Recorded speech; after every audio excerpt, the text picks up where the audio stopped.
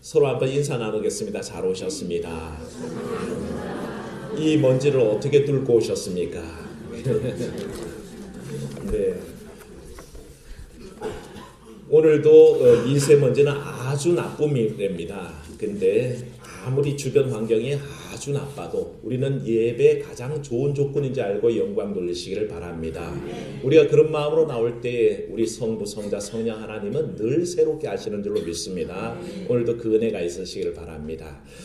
세계보건기구가 한 해 동안 자연사하는 사람들, 그러니까 수명이 다 돼서 죽는 사람들 말고 갑자기 급작스러운 이유들로 죽는 사람들의 통계를 내봤더니 약 한 연간 500만 명 정도가 그렇게 돌연히 갑자기 죽게 된답니다.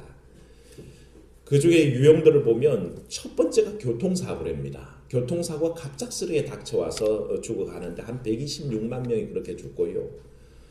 의외의 수치가 나오는 것은 스스로 자기 목숨을 포기하는 사람이 한 81만 명 정도가 된답니다. 그게 2위입니다. 교통사고 다음에 스스로 목숨 끊는 사람들이 그렇게 있고요. 그 다음에 폭력치사에 의해서 한 52만 명이 죽는답니다. 그리고 뭘 그렇게 많이들 죽는지 모르겠지만 익사사고가 45만 명이 죽는답니다. 그리고 각종 중독에 의해서 마약이나 본드나 기타 등등의 중독으로 죽는 사람이 31만 명, 가스 중독 다 포함되겠죠. 그리고 추락사하는 사람들도 의외로 많습니다. 28만 명이 그렇게 죽고요. 화재로 이제 화상을 입어서 죽는 사람도 한 23만 명 가량이 그렇게 죽는답니다. 그러니까 우리가 생각하지 못하는 갑작스러운 일들도 의외에 많은 사람들이 목숨을 잃는다는 것을 알게 되면서 우리가 이 시점에 가만히 생각해 봅니다. 과연 시한부 인생이 뭘까? 딱 죽음을 예정해 두고 있는 그 사람들, 중병을 앓고 있어서 병원에 입원하고 있고 큰 사고로 중태에 빠져 있으면 그 사람의 시한부 인생인가? 라고 생각해 보면 사실 그렇지 않다는 생각을 한번 해봅니다. 어떤 면에서 우리 모두가 어느 날 갑자기 죽게 되는 시한부 인생을 살고 있다라고 저는 생각됩니다. 그래서 오늘 말씀의 27절을 보시면 우리에게 말씀하시는 게 한 번 죽는 것은 사람에게 정해진 바요. 그 죽음 위에는 바로 심판이 있다는 것을 우리에게 얘기합니다. 모두가 시한부 인생을 사는 것이 확실합니다. 그렇다면 누구든지 죽음이란 문제를 맞게 돼 있다면 죽음을 준비해야 하지 않을까요? 분명히 다가오는 건데 준비하지 않을 수 있겠습니까? 수능 시험이 다가오는 아이들은 당연히 시험을 준비합니다. 중간고사, 기말고사 칠 아이들은 당연히 시험 준비를 합니다. 그렇다면 우리 가운데 분명히 예정되어 있는 죽음이 있다 그럴 때에 이것을 준비하지 않고 살 수가 있을까 하는 문제입니다. 사람들은 나는 죽을 준비 다 했어 이렇게 얘기하는 어르신들이 가끔 있습니다. 근데 뭘 준비했냐고 가만히 보면 자기가 묻힐 뇌짜리 준비해두고 수의 준비해두고 오동나무 관을 준비해두고 요즘은 그건 다 상조에 가입하면 다 해결해 주시더라고요.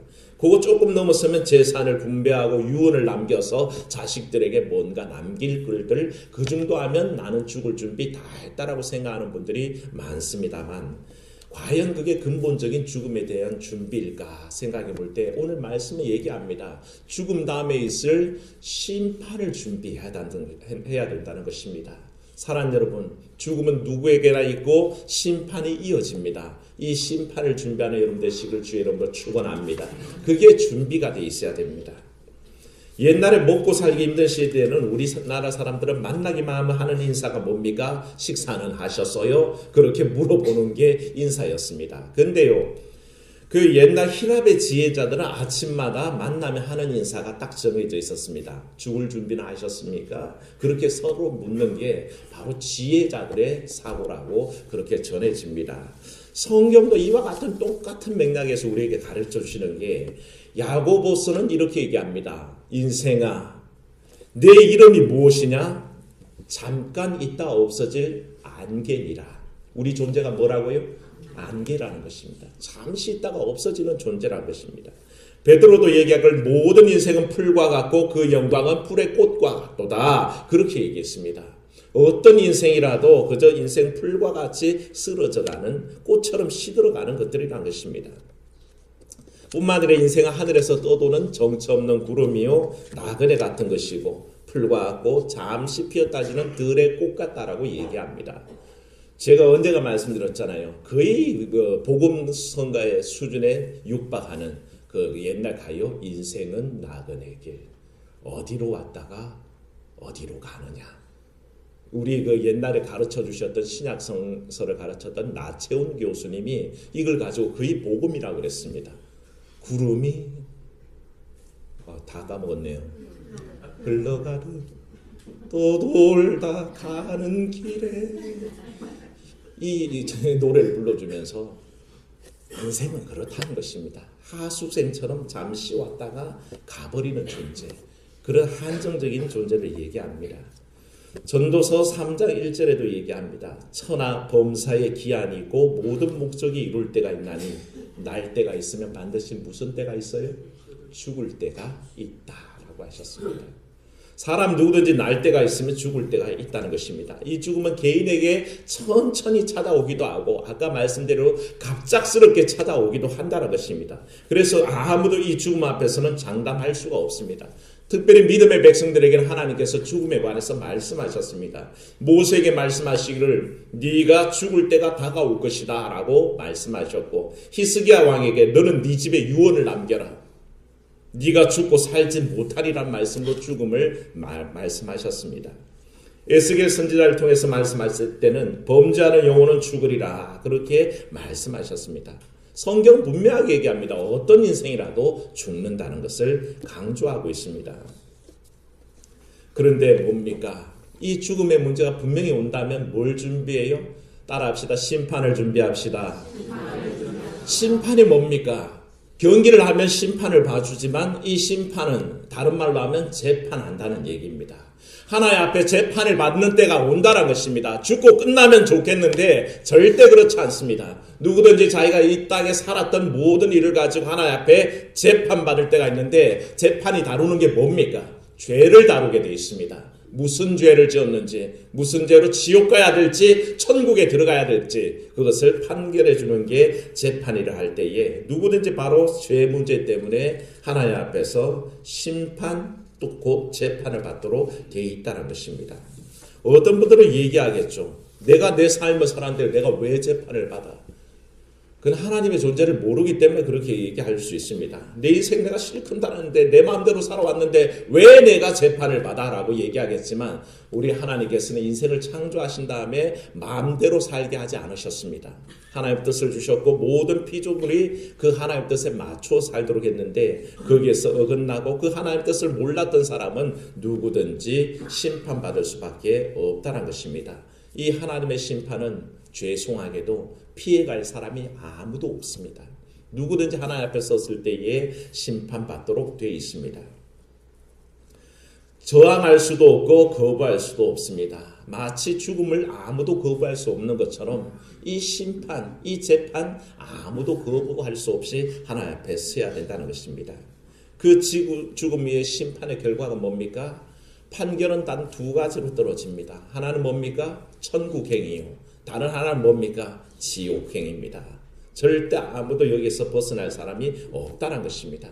그런데 이것은 단지 육체의 죽음이 잠시 한시적으로 끝나는 것이라 할 때, 종결된다 할 때에 이 심판은 영원에 이어지기 때문에 더 큰 문제라는 것입니다. 이 땅에서 잠시 고통받으면서 사는 것은 잠깐입니다. 어떤 육신이라도 인생이 70이요 강건하면 80이라 했는데 인생의 삶이라는 것은 한정이 되어 있습니다. 고통을 받아도 딱 그만큼만 받으면 됩니다. 병들어서 누워있더라도 딱 그만큼입니다. 하지만 그 이후에 그보다 수없이 긴 세월을 심판 가운데 살아야 하기 때문에 우리는 그때를 준비해야 된다는 것입니다. 그래서 성경은 우리에게 이 심판을 강조하고 있습니다. 사랑 여러분, 최후의 심판이 우리에게 예정되어 있습니다. 그것은 누구든지 피할 수 없는데 더 심각한 건 뭐냐 하면 우리가 죄 가운데 살아갈 때는 이 땅에서도 심판이 있다는 것입니다. 지금 이 현세를 살아가면서 우리는 심판을 받는데 요한복음 3장 36절에 이렇게 얘기합니다. 잘 들어보십시오. 아들을 믿는 자는 영생이 있고 아들을 순종치 아니한 자는 영생을 보지 못하고 도리어 하나님의 진노가 그 위에 머물러 있느니라. 아멘. 믿으십니까? 하나님의 아들을 믿으면 이미 영생이 소유되어 있고 하나님의 아들을 불순종하면 하나님의 진노가 어디에 있다고요? 머리 위에 머물러 있다는 것입니다. 그런 분이 아십니까? 요즘 우리 대기가 오염돼 가지고 그냥 미세먼지가 늘 떠돌고 있습니다. 목들이 아프고 눈이 아프고 호흡기 질환으로 고통당하지 않습니까? 눈에 보이지 않아도 그 기운이 우리를 감싸고 있습니다. 생각해 보십시오. 죽음의 그림자가 우리를 늘 떠돌고 있을 때 우리 머리에 뭔가 그런 어두운 기운이 늘 머물고 있다면 그게 이 땅을 사는 동안에도 얼마나 불행한 일이겠습니까? 성경이 이를 가르쳐서 뭐라고나 하냐면 이 진노 속에 살아가는 삶을 한번 따라합시다. 영적 사망. 죽은 게 아니라는 것입니다. 이 땅에서 지금 살고 있는데도 내가 하나님의 능력 안에서 살지 않고 하나님의 진노 아래서 살아가면 그걸 영적인 사망이라고 그랬습니다. 살아도 산 게 아니라는 것입니다. 즐기고 살아가죠. 쾌락을 누리면서 살아가죠. 하지만 그게 살아있는 게 아니란 뜻입니다. 자기는 그게 즐거워서 사는지 모르겠지만 하나님의 진노는 그 위에 떠돌고 있고 결국 그 삶이 영적 죽음으로 인도된다는 것을 알아야 합니다. 그러니 사랑하는 여러분, 우리가 늘 기억합시다. 사람은 누구든지 죽을 가능성 속에 살아갑니다. 연약한 종기죄기 언제든지 죽을 가능성 속에 살아가고 있다는 것입니다. 누구도 피할 수가 없습니다. 누가복음 16장 29절에 보면요. 지옥에 갔던 부자가 세상에 있던 자기 가족들에게 하나의 전언을 보내기 위해서 나사로를 보내주실 것을 아브라함에게 부탁을 합니다. 아버지요, 아버지 아브라함이요, 제발 저 나사로를 보내서 내 가족들에게 이런 세계가 있다는 것을 좀 알려주십시오. 그렇게 부탁을 했는데 그때 아브라함이 대답합니다. 저에게는 모세와 선지자들이 있으니 그들에게 들을지니라 하고 얘기합니다. 다시 말하면 사랑하는 여러분, 누구에게나 이 죽음에 관해서 들을 기회가 있다는 것입니다. 매 주일마다 설교가 행해지죠. 교회 와만 설교가 있습니까? 아니요. 요즘은 TV에도 나오고 라디오에도 나오고 인터넷에도 주의 말씀들은 언제든지 선포됩니다. 단지 뭐만 있으면 될까요? 들을 귀만 있으면 됩니다. 들을 귀가 있고 마음으로 열어서 그 말씀을 듣기만 하면 누구든지 죽음이 준비되는데 내가 그것을 거절하고 있다는 것입니다. 그게 문제입니다. 사랑하는 여러분, 누구든지 죽음의 문제는 옵니다. 그것을 생각하고 살아가는 사람이 가장 지혜롭습니다. 근데 이 문제들을 얘기하는 것은 성경이 죽음이 있습니다, 심판이 있습니다 이렇게 강조하는 이유가 우리를 협박한다고 생각하지 마십시오. 성경 우리를 협박하고 있는 게 아닙니다. 오히려 이 죽음과 심판의 문제에 있어서 피해갈 길을 알려주시려고 계속해서 그것을 강조하는 겁니다. 죽음이 있습니다. 심판이 있습니다. 그러나 피할 길도 있습니다. 이게 성경의 메시지입니다. 사랑하는 여러분, 피할 길을 있다는 것을 믿으시기를 축원합니다. 그저 우리 주님께서는 우리가 죽음 가운데 영죽을 인생으로 버려두지 않으시고 심판받는 인생으로 버려두지 않으시고 그때 무슨 길을 내셨다고요? 살 길을 내셨습니다. 그것을 오늘 우리에게 알려주시기 위해서 주님은 그것을 강조하고 있는데 그 일을 위해서 감당하시는 분이 바로 예수 그리스도입니다. 믿으시기를 축원합니다. 예수님께서는 바로 우리의 죽음의 문제와 심판의 문제를 책임지시기 위해서 이 땅에 오셨고 십자가의 복음, 단번의 제사로 우리를 죽을 운명에서 구원하신 그리스도의 희생을 알려주는 것이 성경의 목적입니다. 오늘 본 말씀 28절을 보십시오.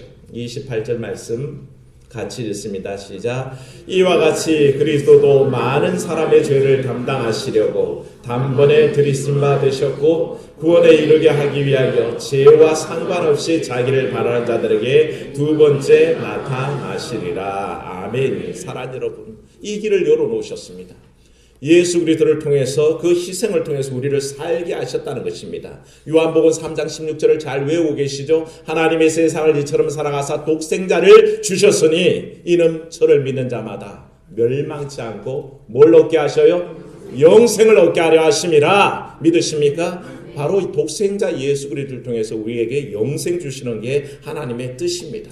사랑하는 여러분, 우리는 모르고 살아갑니다. 우리가 모르는 것이 있습니다. 죽음에 가서 전혀 모르는 것 세 가지가 있습니다. 뭘 모를까요? 언제 죽을지 모릅니다.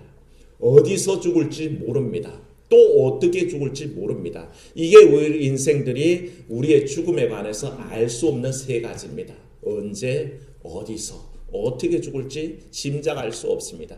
그럼에도 불구하고 분명히 아는 것 세 가지가 있습니다. 뭐냐면 누구든지 한 번은 꼭 죽는다는 것이요. 또 누구든지 죽을 때는 혼자 죽는다는 것이요. 또 마지막으로는 아무것도 가지고 갈 수 없는 존재라는 것은 알고 있다는 것입니다. 그게 우리가 죽음에 대해서 아는 것이라 할 때에 사랑 여러분, 죽음을 어떻게 준비하겠습니까? 바로 피할 길을 바라보며 준비하시는 여러분 되시기를 축원합니다. 죽도록 내버려 두신 게 아니라 주님께서는 우리에게 피할 것을 주시고 인도하고 계시는데, 이 구원의 문제에 있어서 우리가 오늘 히브리서가 강조하는 내용을 하나 짚고 넘어갑니다. 히브리서는 이전에 구약이 갖고 있었던 죄 사함과 대비해서 예수 그리스도의 공로를 얘기합니다. 구약에서는 죄 사함을 위해서 1년에 한 번 대제사장이 지성소에 들어가서 속죄소에 피를 뿌림으로 모든 이스라엘 죄를 구원했지만 매년 드려야 되는 제사였습니다. 매번 반복되는 제사였습니다. 왜 그럴까요? 제사 드리는 인생이 불완전하고 드리는 제물이 불완전하고 그 제사가 불완전하기 때문이었습니다. 하나님께서 이 제사를 단번에 완벽하게 하셨는데 완전하신 주님으로 완전하신 주님을 제물 삼아 완전한 단 한 번의 제사를 통해서 모든 인생들의 죄를 사해 주셨다는 것입니다. 사랑하는 여러분, 이 사실을 믿으시기를 축원합니다. 이게 왜 그랬을까요? 바로 우리를 위한 것입니다. 완전한 제사를 지내기 위해서 주님께서는 와주셨고 이 일을 시행하셨습니다.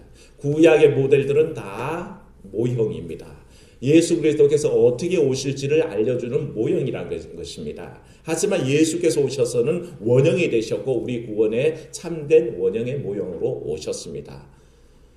여러분 중에 아파트 분양받으신 분 손들지 마시고 잘 생각해 보십시오. 아파트 분양받으시면 제일 먼저 어딜 가서 볼까요?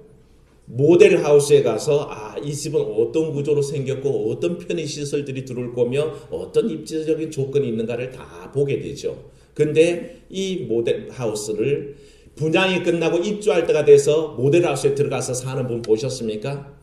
그런 사람은 바보라 그러겠죠. 자기 분양된 집에 들어갈 겁니다. 그와 똑같습니다. 구약의 모델은 바로 구약의 제사는 다 모델입니다. 신약이 원형입니다. 예수께 오셔서 단번에 우리 가운데 죄를 사하기 위해서 해주신 그 모든 일들이 바로 우리를 향한 원형의 제사란 것입니다.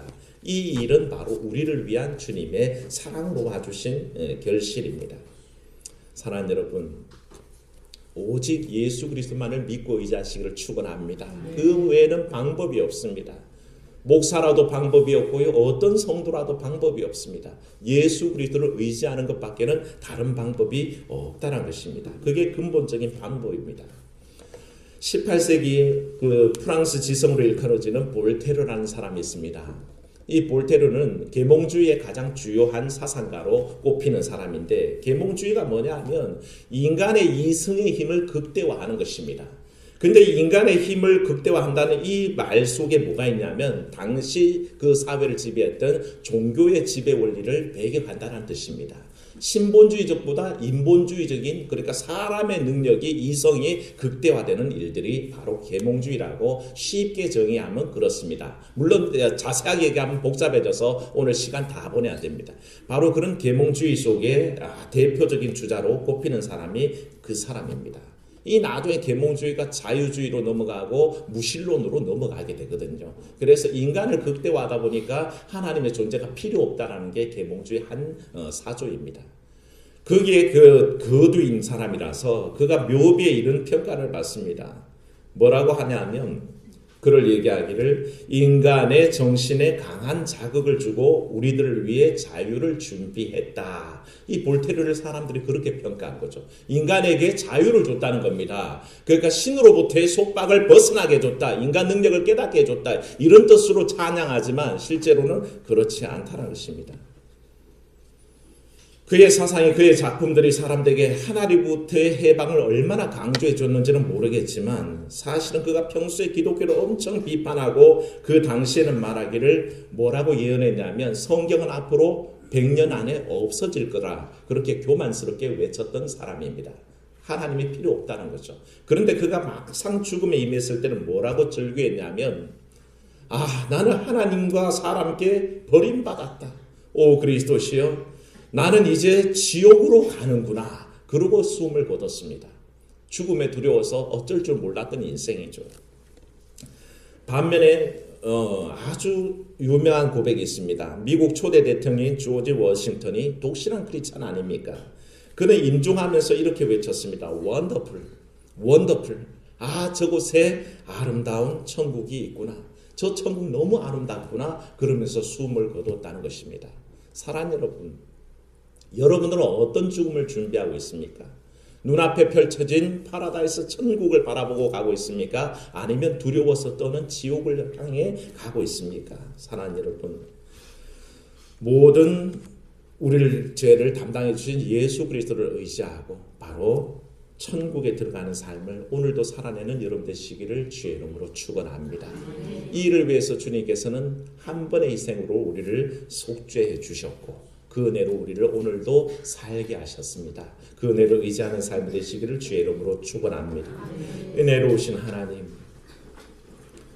우리를 위해 구원해 주신 가장 그 원론적인 얘기에 다시 한번 우리의 믿음을 점검합니다. 하루하루 살아가는데 하나님 우리 인생들이 어느 날 갑자기 어떻게 될지 누가 장담할 수 있겠습니까? 나는 많은 세월을 남겨둔 것처럼 살지만 하나님 알고 보면 우리도 모두 다 시한부 인생인 것을 깨달아 알게 하셔서 아버지 그 죽음과 심판을 기다리며 아버지 자비롭게도 은혜롭게도 우리 주님께서 이 일을 피할 길을 내셨다는 것도 믿음 안에 고백하게 하여 주시옵소서. 내 공로가 아니고 내 잘난 탓에 아버지 구원받음이 아니라 주께서 나를 위해서 속죄하셨고 대속해 주셨기에 우리 가운데 이 모든 운명들을 비껴나서 천국에 들어갈 권세를 허락하신 것을 믿사오니 오늘도 그 능력을 우리 가운데 허락하시고 확정해 주시고 우리가 확신하게 도와주시옵소서. 주 예수님 이름으로 기도하옵나이다. 아멘.